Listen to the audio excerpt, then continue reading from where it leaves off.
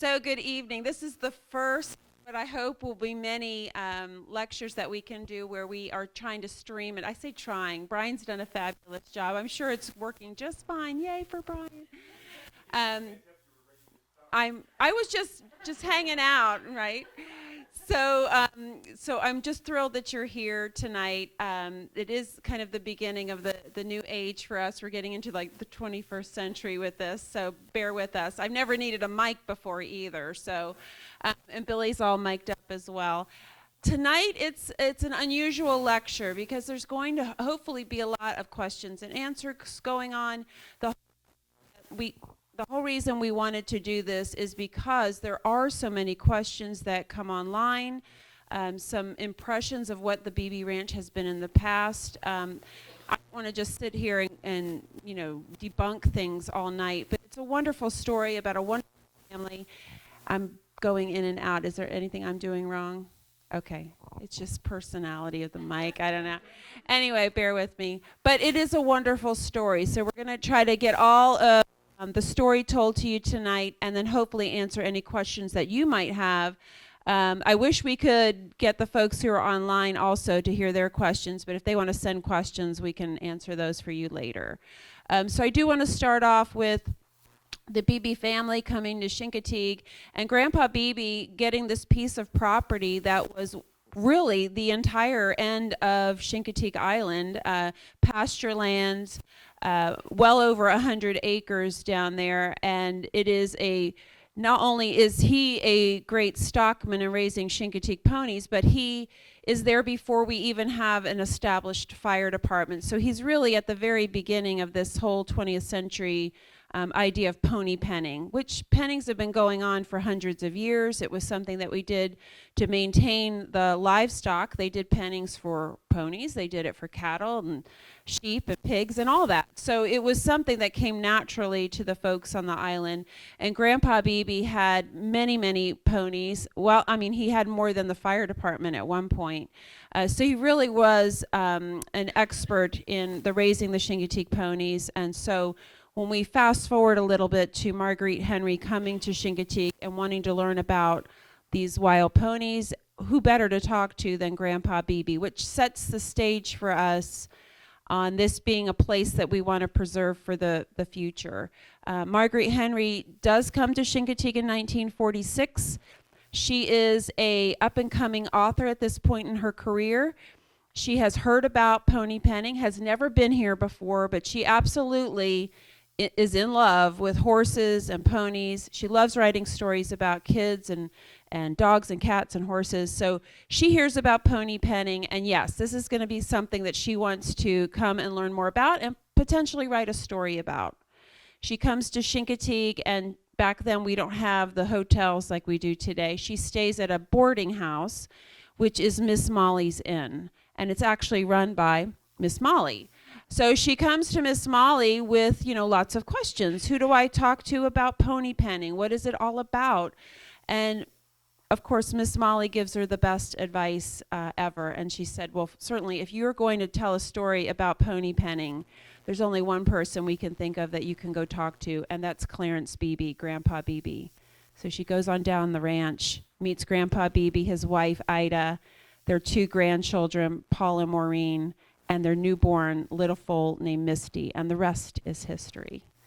So we are here not just, me blabbing on about like facts of the day, but we have Billy Beebe here with us. He is, I was going to say co-owner of the ranch, still for the moment. Anyway, and he's got some wonderful little stories about life on the ranch, and then we'll answer your questions. So let's begin. I would love to do that. Okay. So who has a copy of Misty of Chincoteague? Many people. Okay, so you've probably looked at this book and looked at the wonderful illustrations that are done by Wesley Dennis. He was a wonderful artist. He collaborated with Marguerite Henry from the time they wrote Misty, and he illustrated for her. That was the beginning of their relationship, and it continued on until he passed away many years later. But Marguerite Henry came to visit Chincoteague, and also Wesley Dennis came with her, and he starts doing the initial sketches right away for the book. And he visited Chincoteague here with her several times after that. A lot of people don't know that. But while she is staying at Miss Molly's, one of the kind of side notes of the day is she's out on the water with a local fisherman, and she's curious with what he pulls up from his nets. And one time he pulls up this seahorse, and she's never seen a live seahorse. And the waterman said, of course, well, you should keep it. So she decides she will. So she puts it in a little bucket. And can you imagine Marguerite Henry, bringing this bucket of water into Miss Molly's bed and breakfast? And she doesn't have an aquarium in her room, but she does have a vase of flowers. So she takes the flowers out and pours this water in with the seahorse. And now she's got a little aquarium on her little table next to her window. And she goes out to do some errands and meets some other, thanks for that, meets some other folks. And when she comes back to the room, she finds out that the seahorse has actually had his babies. And he didn't just nicely have the babies in the vase. He has shot them up into the curtains and everything. So she's like all in a tizzy over it, and she's trying to save their lives. And in comes Miss Molly, and the two of them are rescuing all the little baby seahorses. They get them back in the vase. And the two of them take this vase of water and little baby seahorses and the daddy and take it to the bay and kind of like them into the bay. So she has saved many lives that day.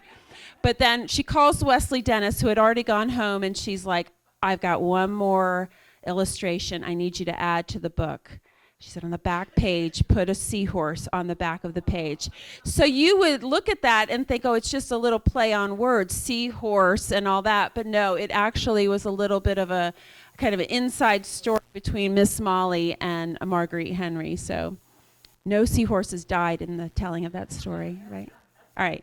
So anyway, I'm going to hand things over to Billy. There's going to be a lot of back and forth between us, and then definitely we'll have plenty of time at the end to answer any questions. If you have a question in the middle, just raise your hand and we'll answer that too. Billy's got his own mic. You want to see if it's working? Yeah, but does it echo? It does not. No. Okay, I'm going to shut my It is. Yeah, we have to shut it off. Each one of us. Shut her up. Well, let me first go over this. In the museum, there's the Misty of Chincoteague, Sea Star, and Stormy. And my daughters had the unique idea of branding the books. And I said, I'm not branding the books. I'll burn a hole in the page. They go, no, Daddy, dip it in ink and stamp it with Clarence Beebe's branding on it. So it makes it unique. And let's see if I can flip it. Vanna.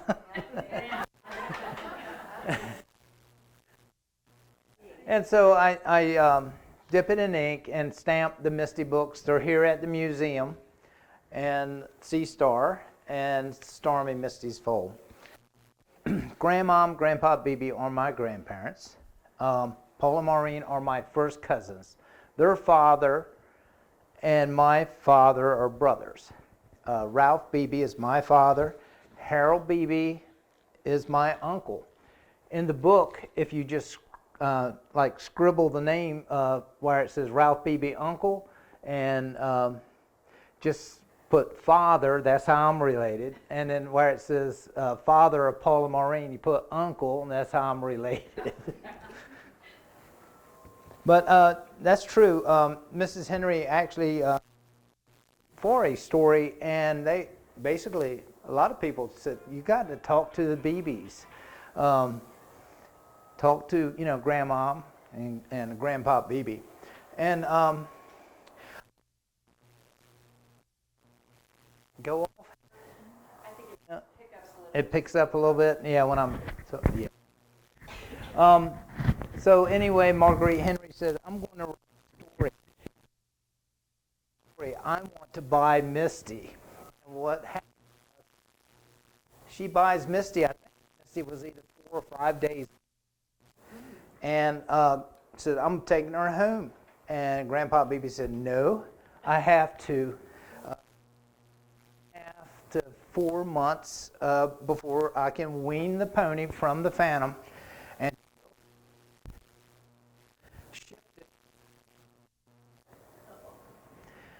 took it over to the mainland and put it on a train. And it took 3 nights.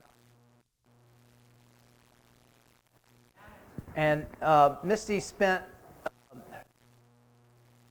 where she wrote the Misty of Chincoteague, and she came back and inquired about Sea Star. And Sea Star they're based on true stories, but it's woven around fiction.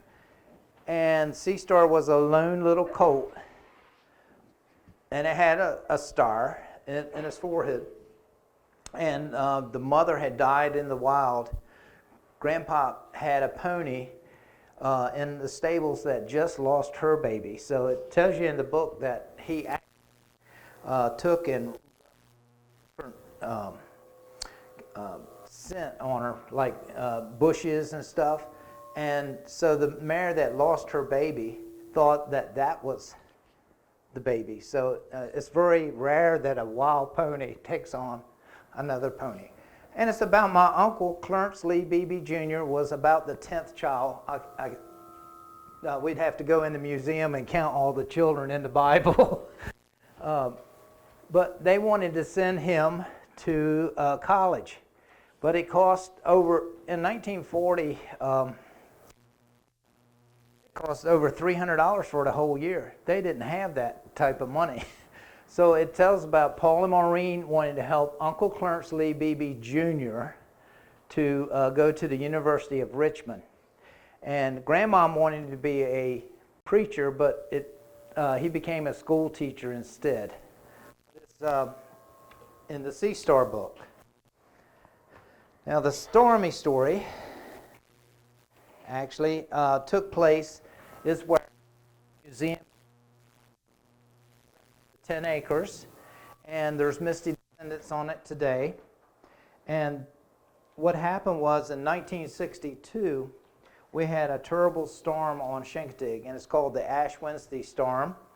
And Wesley Dennis actually illustrated in the Stormy story Misty coming up on the front doorsteps of where the house is today. And I moved out of the house in January. I live right next door. I'm still on Beebe. It was Uncle Harold's part. Each person had a portion of the over hundreds of acres, and they sold their portions. And my father died young. He was only 54. And so Mom never sold the rest of the ranch. But anyway, going back to 1962, when we woke up, it was at the third step. Whitecaps were in the front yard.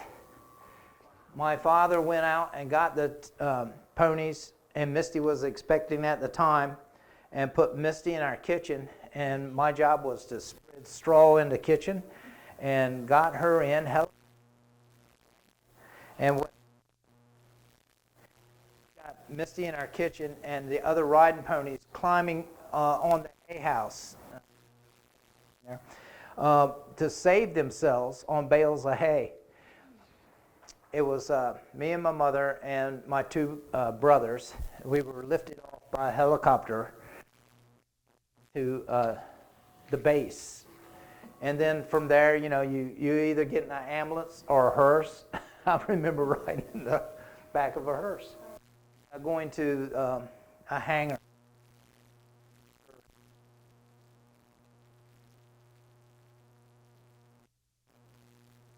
Thing.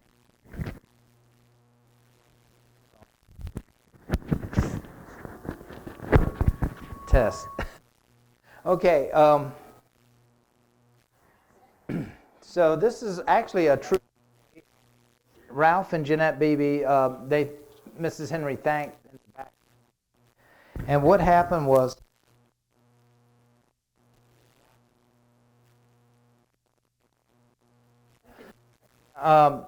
Why did you just put Paul and Maureen, Grandma and Grandpa Beebe? He does not like to write about tragedies. Maureen at the time and Paul lost her mother in a single car accident, and that's one of the reasons grandparents' house. Paul goes off at 21 years old, becomes a Marine, and he just graduated from basic training. He comes back at 21 years old, pulled up in his car, said, Here's my new car. Let's check it out. So he got in as a passenger.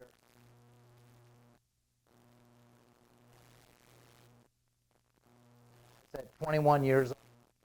He loses her mother, her brother. Baltimore, Maryland, has two little girls, Zebe Zay and Renee Ray. Hirsch. She loses her husband, gets killed in a traffic, and so she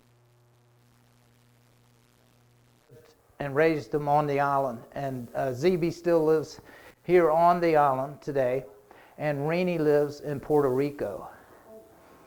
And their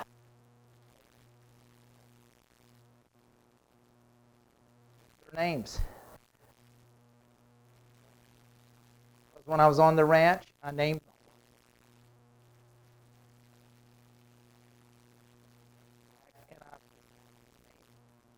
them.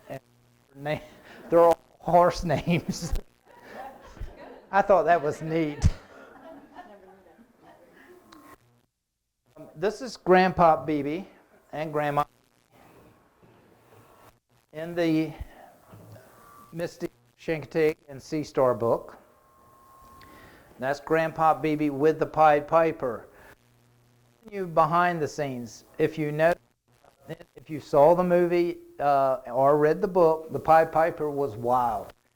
Actually tamed the Pied Piper, and you could ride him.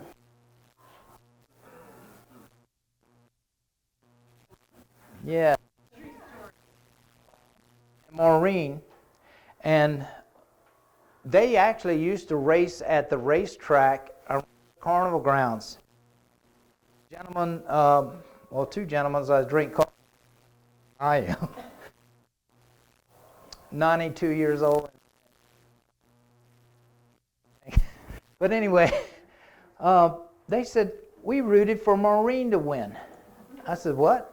Yeah, we wanted to see the younger sister beat the older brother in the races. And I thought that was kind of cool because I'm getting some background from people that saw Paul and Maureen race at the racetracks. I heard she won all the time. She won, yeah, most of all the races. And she loved the Phantom, and so she kept the Phantom ponies on the ranch. Yep. And Maureen loved them, and she kept the Phantom. That makes a better story than the Misty story. So that's Maureen on the Phantom. And I have a Misty descendant. Oh, she gets in the, check the gates to see if we locked them. And and she's black and white, and sixth generation is Drizzle. And she'll be staying at the ranch for people to come there to. I lost the barn about 3.5 years ago, but this is Misty we used to have at the ranch. And Misty has the markings of the map. They can't hear you on the stream. We need to fix your mic. Okay. It's that bad. It's that bad. All right, try that. Test. Can you hear me now? So we're live streaming apparently, I guess. We're doing the best we can. Yeah. Well, Misty has the markings of the map of the United States in reverse on her back. This represents the tip of Florida, where California would be. And I noticed that in the background, Misty actually magazines, one in 1957 when Marguerite Henry had Misty there in Wayne, Illinois, and gave her back to Grandma and Grandpa Beebe in 1957, made Life magazine. And Grandpa passed away about a week or two later, and so Misty came to our part of the ranch that we were on the Beebe property. Do you want to try to use this? I can. Okay. No. You need to shut that off? All right. Test. That good? All right. All right. Now, so we had Misty from 1957, bred her year after year up until 1960 when she had her first baby. And Marguerite Henry actually asked, Rand McNally was the publisher at the time, and so they had a contesting naming the baby Phantom Wings. And two twins from South Dakota selected that name and won $1,000 worth of books back in 1960. And that's worth about 10 grand in today's inflation. Yeah. Yes. Yeah. I just want to get into that part, but that's two twins from South Dakota selected that name, and it's in the Red Book, we call it. And like I say, they enjoyed for their local library to get $1,000 worth of books to the library. South Dakota, yeah. So what happened was you showed the Grandma and Beebe petting the Phantom Wings. What happened there was Grandpop had passed away by that time, and so she pulled up early in the morning, woke us up. I had a premonition. That's what she said. A dream. And she said, Misty had her baby. And sure enough, when we just went out there, the baby was just standing up and wobbling, and they took that picture of my grandmother with the first colt, Phantom Wings. And it had little wing patches on each wither. I thought that was kind of neat.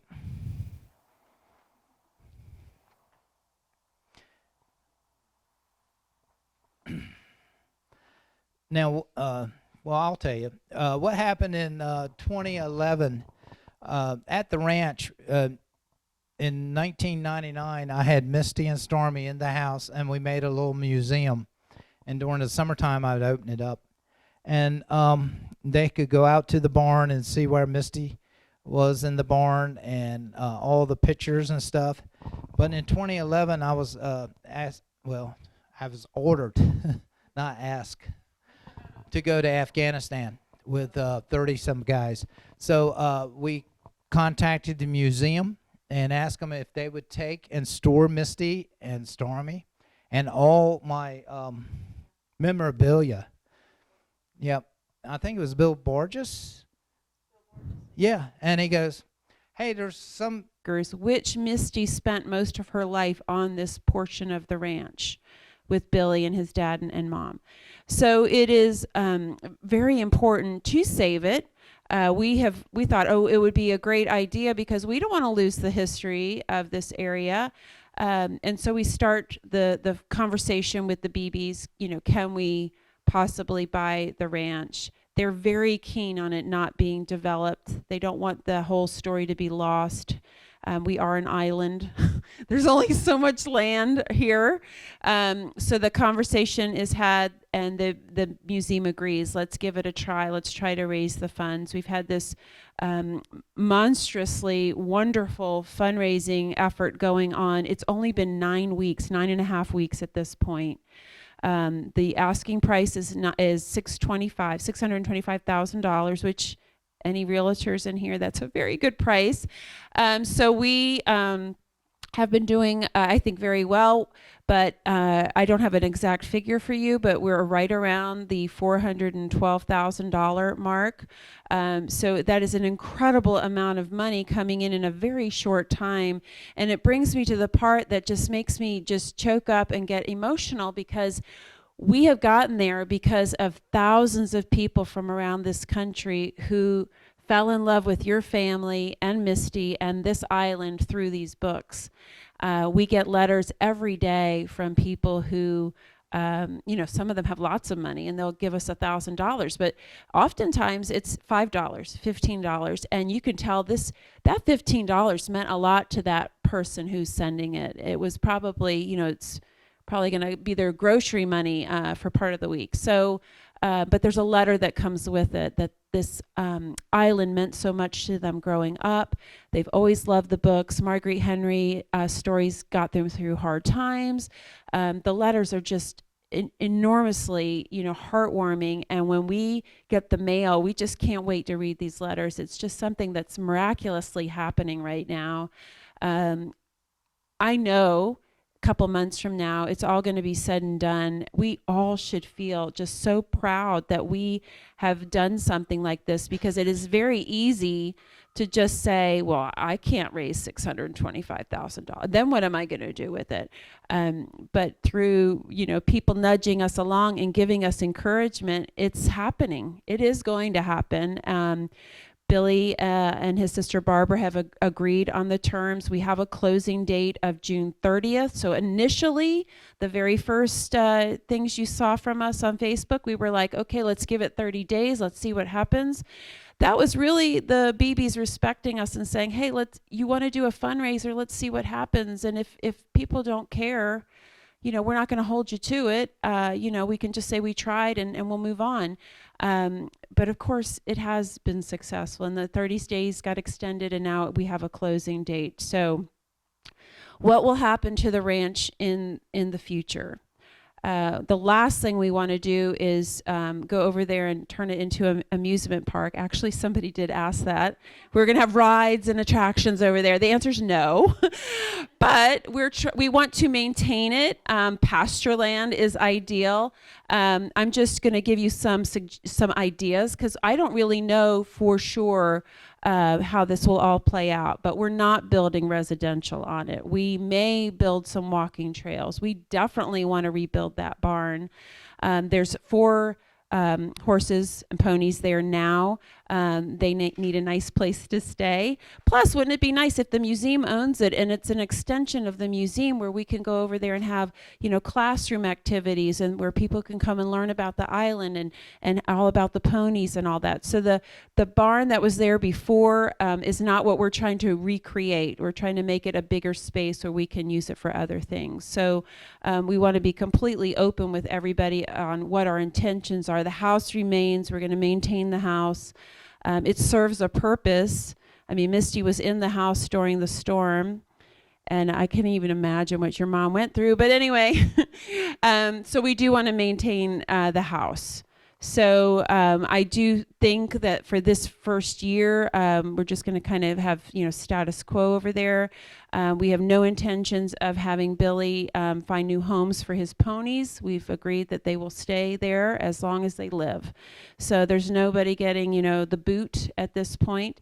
And Billy's agreed to hang around and help take care of them. Drizzle only listens to you anyway, so he has to stay. So that's kind of where we are right now. So now I think we were hoping that if you had a question, you could, ask us. That way it maybe will answer other people's questions as well. Some of the questions were like the amusement park, or why wouldn't the Beebe family just give us the property because they make so much money on the books? I want you to know that is not true. Simon & Schuster makes the money on the books and not Billy Beebe. But anyway, this is a very good thing that's happening here. So any questions for us? Sir? I just want to go back a little bit with the Ashland storm. Yes. So the question is, you're talking about Beebe Ranch herd or the wild? Okay, do you want to answer that, or do you want me? Okay, so the question is, what happened to the wild herd of ponies after the storm of 1962, the Ash Wednesday storm? Well, we had inherited 97 wild ponies, including the babies, in 1957. At that time, in 1962, we had approximately over 150 ponies were on Chincoteague. Not all of them were ours. Grandpa Beebe had close to 100. Other people had their ponies in, like Donald Leonard would keep his ponies in with theirs, and I think at that time he probably had 15 or 20. And when we would sell them and all, we'd sell them at the ranch. but other people had them, and they would brand them with the branding irons. And the branding irons, actually, when I was little, I took them out of Grandpa Beebe's barn and put them up the attic. But they're in the museum today. Different people on Chincoteague had their initials branded on the Chincoteague ponies on the island. The fire company, they would brand theirs with a F in case, I guess, they got a cross there. All the people on Chincoteague could not keep their ponies over on Assateague, and I'll get to what happened to them. So at one time, there was 150 ponies on Chincoteague. None of them could be over on Assateague because Grandpa Beebe sold them for a profit, and the Volunteer Fire Company is a nonprofit organization, which is very good because it helps to buy the equipment and helps other communities also. The old equipment they used to donate to different little towns and stuff. They lost about, I heard, 35 to almost 40 ponies. And there's a reason for that. Assateague is much higher than Chincoteague. Don't tell anyone. That protects us from the ocean. And the reason why they lost just that few, they could get into the woods and climb up on the the hills are right close to these woods, and they're very high, and they could save themselves. Our ponies were actually on the northern end with we call it the northern pasture, and it was Tom Reed's area, and he actually saw the ponies trying to save themselves, but the water got so high and all. They died of exposure, and they couldn't swim, and they would get tangled up in the bushes and all. And like I said, we lost I saw in a letter 76 out of 100, so we lost most ponies.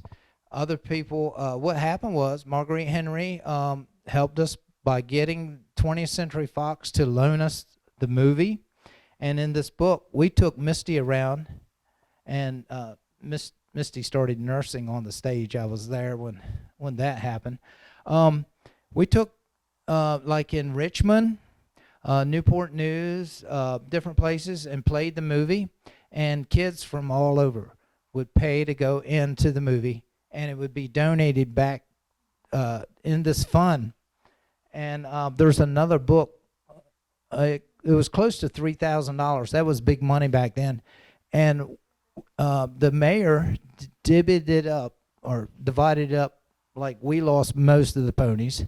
Somebody maybe lost 5 ponies. The fire company lost 35 ponies. So he would divvy it up proportionally, so we could go back and buy other ponies to replenish the herd on Assateague and Chincoteague. Did that help you? Yeah. And that's in the book. Any other questions?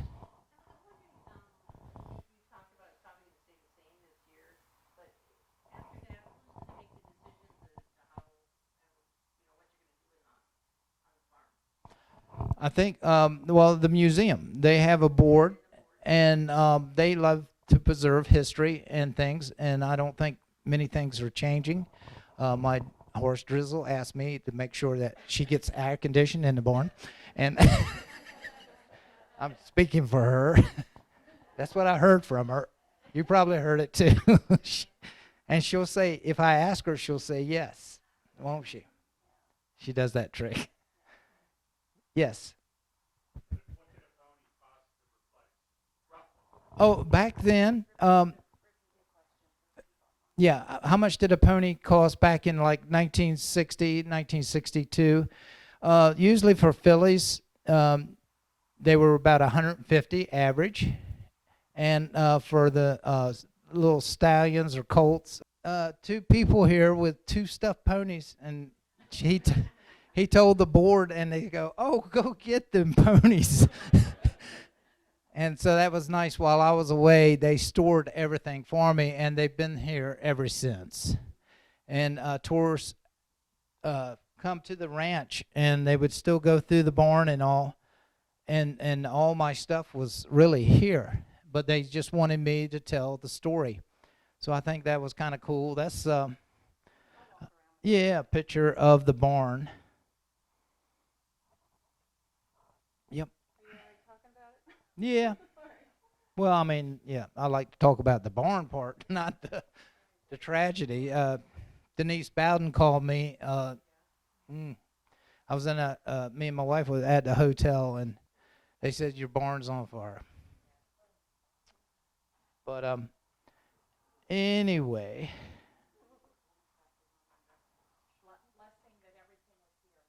yes. See, even when you think things are going bad for you, things worked out. It was a blessing. No, I'm thinking 1972. Yeah. And so I actually, Misty was being, I call it stuffed. That's the way I like to say. And she weighs a lot because she's different than Stormy. Stormy has a mold of plastic. Misty is steel rods and plaster Paris. They made a mold of her just after she passed away.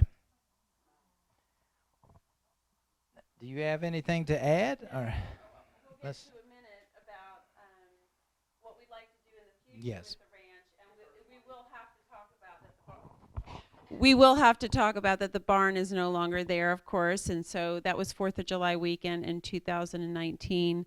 Billy, of course, doesn't like to talk about it, but when I talk about wanting to rebuild the barn, obviously you understand it's not there any longer. So that's all I wanted to say. I don't want to harp on it.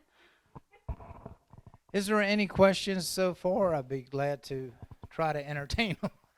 Don't know if I can answer them. Somebody online wanted to know the name of the twins from South Dakota. So it was Costello.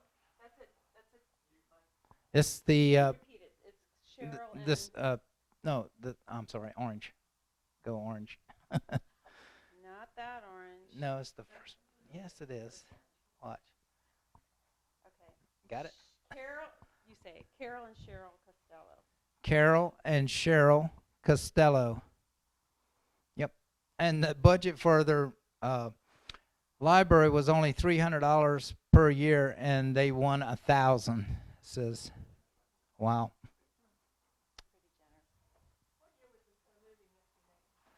In 1960. Yes, the question is, who are the twins that selected the name? And it was Carol and Cheryl Costello.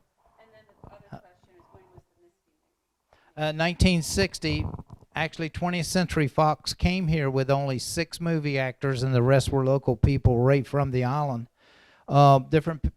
We actually got paid $1 an hour to have fun at the carnival ground. That was minimum wage back then. My father would wear a checkered shirt so we could pick him out in the crowd scene. And it was a fun time. I do remember that.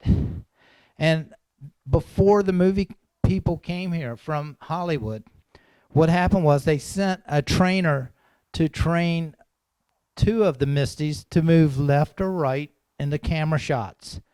And it was 3 Misties that played Misty in the movie Misty. And the little one, you can't order one, so they bleached it all white to look like Misty. And Les Hilton, he is a famous trainer. Have you ever heard of Mr. Ed, the talking horse? Well, of course. Yes, and Les Hilton was the trainer. And he actually trained, Mr. Ed, Flicka, and in 1950, Francis the Talking Mule. So you'll have to do some searching. Oh, somebody's shaking their heads and saw that. Wow. Yes. I'll get to that. You'll like that one. Yes. The question was, did I get paid more than $1 an hour? And I'm going to say yes for now, and I'll show you later on. This Les Hilton trained the Pied Piper in the movie. I used to ride him. He was a stallion, and he trained him to be wild. Okay. Yes. He would pin back his ear and attack the stunt double. and he trained him in the size of this room. And he would crack his training whip, and he would pin his ear back and try to bite the stunt double and chase him. Well, after 30 days, they let that Pied Piper that in the movie out, and he was, say, 50 yards out. He cracked the whip and wouldn't attack the stunt double. And so my father was there. He says, Ralph, does any of the boys have a BB gun? Yes. Go get that BB gun and stand behind a tree and pop him one time when I cracked the whip, and he only had to do it once. But that's no worse than getting bit by a black big horsefly on the beach. But my father told me that story, and I had a little bit part, and my brother also. Denny wrote on patches. David Ladd, Alan Ladd's son, played Paul. He came here about 18 years ago, and I asked him, what do you do in Hollywood? And he said, I'm vice president of Fox Studios for movies. And I had a bit part. Matter of fact, I got paid twice. This is a deleted scene from the Misty movie. Playing opposite of me is my father. They took it about 6 or 7 times because I didn't know which one was my father, the mailman or the or my father. This is my cousin, Nathan Hill, and his stage name was Mr. Foster, and I was Tommy Foster. And what happened was I'm supposed to be buying a raffle ticket, which the scene is deleted, at the carnival ground to win the pony that came across. And in the movie, I win the pony, but we've already bought the Phantom and Misty. Now we have too many ponies, and we sell the Phantom and Misty back to Paul and Maureen in the movie. And I come out of the firehouse up there on Main Street holding my cousin's hand. And they wouldn't let me speak because every time I spoke, they would cut that out. So now my mom tells me this story. I'm learning to read. My first paycheck. Oh, wow. $62.50. I got 2 of them. And I didn't understand down below. It says N-E-T, and it had $56 and something. I go, what? It doesn't make sense. She said, don't worry about it. You're too young. They took out Social Security and federal income tax on you. And when I went several years ago, it was on my Social Security, which, yeah, started early.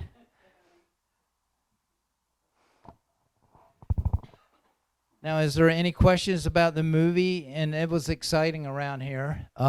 They filmed a lot of it right on the carnival grounds. They wanted to film around my grandmother's home, but my grandmother, right at the time of the movie, she had a stroke. And so they respected her and filmed the home scenes on Carabole's farm on the mainland. Is there any questions about the movie? We'll try to answer.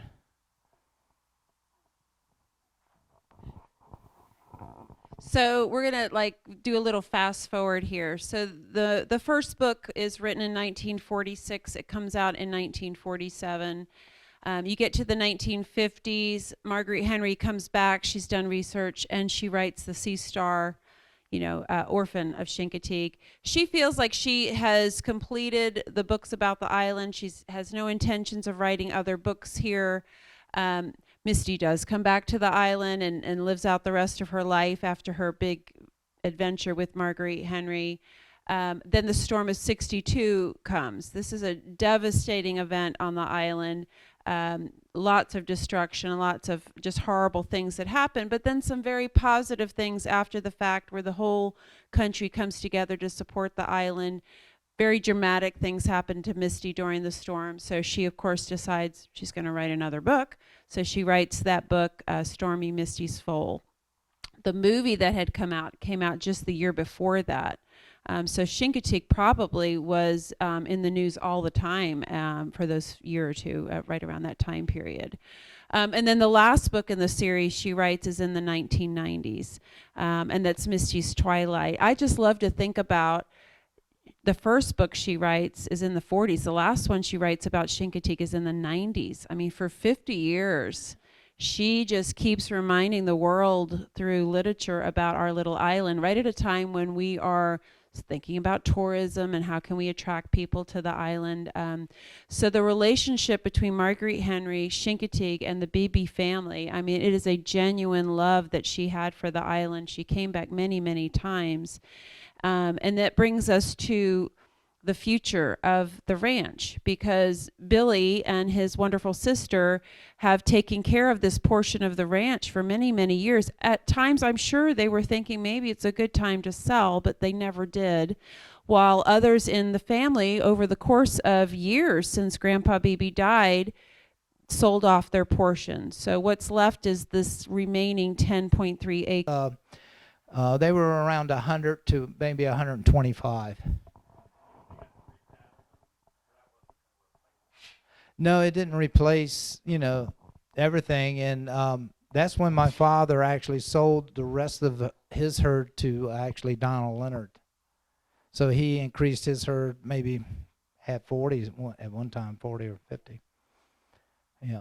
Yeah, my father went out of basically raising the wild ponies. So, of course, now the roundup is exclusively the fire department, but I've seen photographs even like into the 30s and 40s where other people had ponies and they sold them, not always at the same time as the fire department, and some did at the same time, but eventually all of those bled out, and it was just the fire department that was doing that at that point. So, Grandpa sold them at what year, you think? Or was it over time? Oh, well, Grandpa died and left them to my father. Mm-hmm. And then actually 1962, I think the following year, he sold the rest of it. I wish everybody could hear that. I'm holding the mic. Hold on. Try it again. After the storm, my father actually, I think maybe one more year, he did buy some ponies back, mares. We didn't want stallions. We had enough stallions.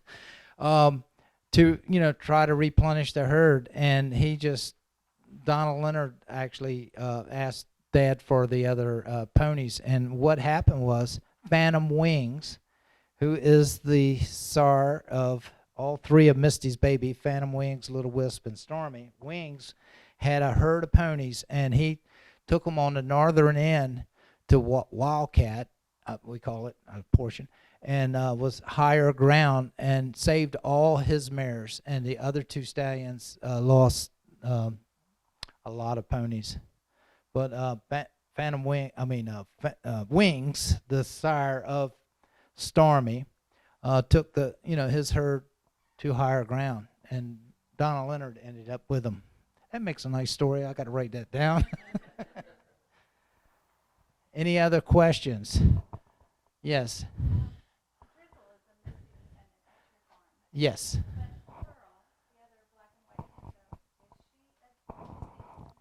No, she came from Chincoteague. I love her because Pearl is a friend of mine. She's passed now. Kelly Ladard bred my mare 8 years ago, and a couple years later, I said, breed my mare again. She said, no, I'm feeling sick. I said, well, what's wrong? She said, let me get a second opinion. Came back and said, I have stage 4 cancer. I said, oh, and I would take hay to her 13 ponies over in Sanford. And on the third week, I said, hey, I got an idea. I'll take one of your ponies. I'm giving it back. You get your chemo. And if everybody starts taking a pony, they're going to give it back because I know how much they cost to feed. And 4 months later, she passed. So her daughter, Raven, and her mom called and asked me if I wanted to keep Pearl. And, of course, yes, I keep her because that's the only pony has never bit me yet. She'll lick the little kids and all. I mean, I'm just so surprised how tame she is. And that's another thing. The museum, would they do bring kids and all there, and they get to feed Pearl, and she does tricks for them, and they interact with Pearl, shakes hands with her, and she's so sweet. Some of you have met Pearl. My neighbor has met my goats one time. Got out and was on the back doorstep of Annie's, but they. Yeah, they will. Yeah. Yep.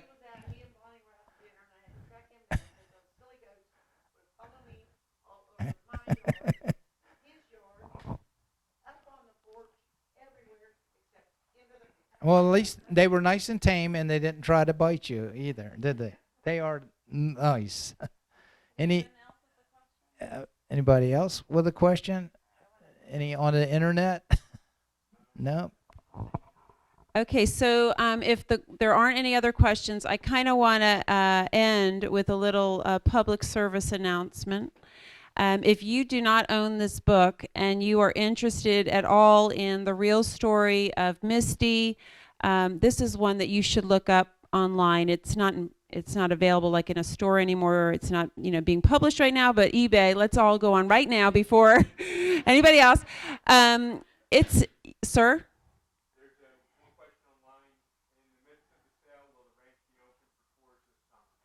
Yes. Thanks for asking. Is that my daughter asking that? Okay, fine. All right. Who knows? Yes, the answer is yes. Okay, the question is, while the sale is going on and all that, are we still able to do tours at the ranch this summer? And the answer is yes.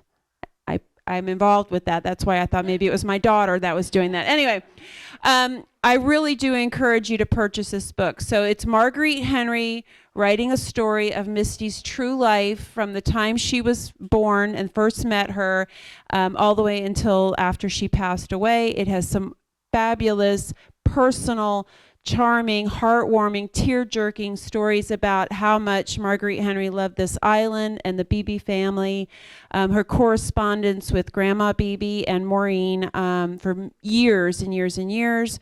Marguerite Henry learning about Grandpa Beebe's passing, her and Wesley Dennis coming back for the funeral. I wanted to buy one of these for the museum about 10 years ago, 15 years ago, and on eBay it was going for like $350.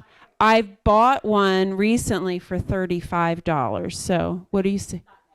What now? Since I've been speaking now, it's much more, but $50 maybe. It's worth it. They're not reprinting this, and it is just if it's a great part of your collection. If you are interested, I'm just encouraging you. If I had one to sell you, I would, but I can't sell you my copy. Anyway, did you have a question? Katie has a question? What actually is the name of the book? It's called A Pictorial Life Story of Misty. Marguerite Henry, with lots of new photographs. If you've never seen this book, it is full of photographs that have never been published anywhere else. I don't know what the publishing date is. So it would be like 1973 or something like that, because it would be right after Misty passed away. We'll get to the bottom of that. Well, I'm going to say, if you go online, A Pictorial Life Story of Misty by Marguerite Henry. So you won't be disappointed. It's worth $50. I was this close to buying it for $350 all those years ago, but our budget wouldn't allow it. He's going to find out the year, but it was done right after Misty passed away. But if you see this on eBay, there's only 1 year that it went out, so it's the same one. Anybody else with a question for us? 1976 is the year that it says. So, first printing 1976. Okay, then they did it for the next year. Okay, so I'm wrong. 2 years. Yes, sir. If someone purchases the book, will the money go towards the BB grant? Nope. Nope. Oh, no. I wish that were true. Well, look, who knows what the future brings, right? Simon & Schuster might be planning something right now that I am unaware of. I wish I had the photograph of Breyer models. Yes. So we've had many generous groups doing their own fundraisers. Some people who have a look at an online store have done little crafts and things that they have and made thousands of dollars for us. So that's what I say when I say like thousands of people all around the country helping us. I got an email from someone from the model company Breyer that if you are anyone who's ever bought one of these, they're beautiful, and they're usually in this yellow box. They're models of horses and ponies. Anyway, they emailed us to say they were coming up with an idea. They wanted to have a limited edition, one-of-a-kind model of Misty and Stormy in gold that they were going to put on eBay for 3 days, and the funds from that we would get. And I was like, is it real gold? Which it's not, but it went online, and I actually don't have the exact total for you. I forgot. $12,750. Thank you, whoever bought it. We love you. But that was one of many fundraisers that are out there. So it's not impossible to say that Simon & Schuster might be working on something for us. We have. So again, the power of many. People have either contacted me with information of Simon & Schuster or others. Breyer was bombarded by people messaging them saying, have you heard about this? Have you heard about this? So it's the power of many. So maybe they're working on something. We hope so. Anyone else? Well, I really appreciate you guys all coming out to learn a little bit about the ranch. If questions do come up, please let us know. Even local people have mentioned things about the ranch, and they are quoting the book, but the book wasn't 100% accurate. So I wanted Billy to be here to speak to you directly. It's a legacy that we are protecting for the future of people who visit on the island. And if anybody wants to see this trunk of letters that I have from people, I mean, it will make, if you're in a bad mood, it will make you happy. It is just an amazing, I don't know, anybody a scrapbooker? I need somebody to help me put something together here, but it's an amazing journey that we're on right now, and thank you for being a part of it. Thanks, guys.